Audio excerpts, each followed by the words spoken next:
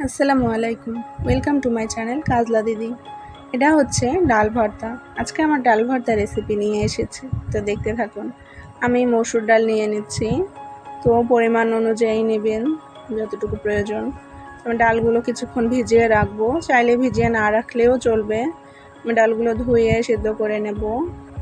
আমি এখানে হাফ চা চামচের মতো লবণ দিয়ে দিলাম, আর একটু হলুদ গুঁড়ো দিয়ে দেবো।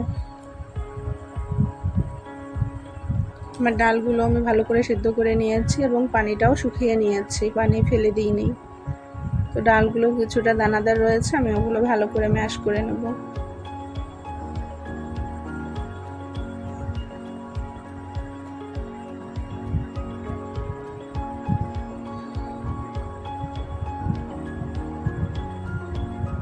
এগুলো হচ্ছে কাঁচামরিচ আর রসুন, এগুলো আমি ভালো করে ভেজে নেব।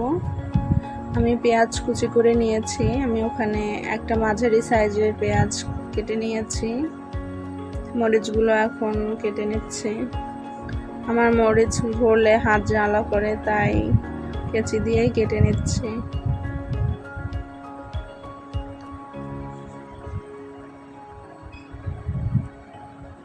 রসুনের খোসা ছাড়িয়ে নিচ্ছি।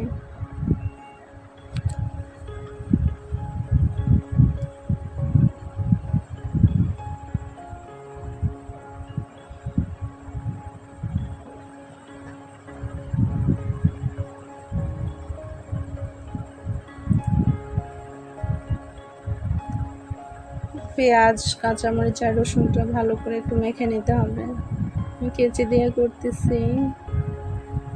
পরিমাণ মতো লবণ দিয়ে দিলাম আর সামান্য একটু সরষের তেল।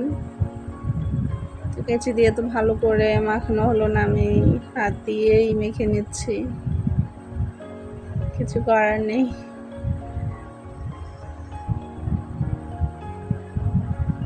তো এই পেঁয়াজ মরিচগুলো ভালো করে মাখানো হয়ে গেলে আমি ওগুলো ডালের সাথে অ্যাড করে নেব।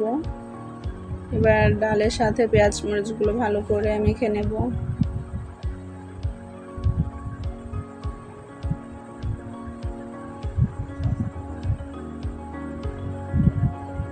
ভালো করে মেখে নিলেই আমার হয়ে যাবে ডাল ভর্তা। হয়ে গেছে আমার ডাল ভর্তা রেসিপি।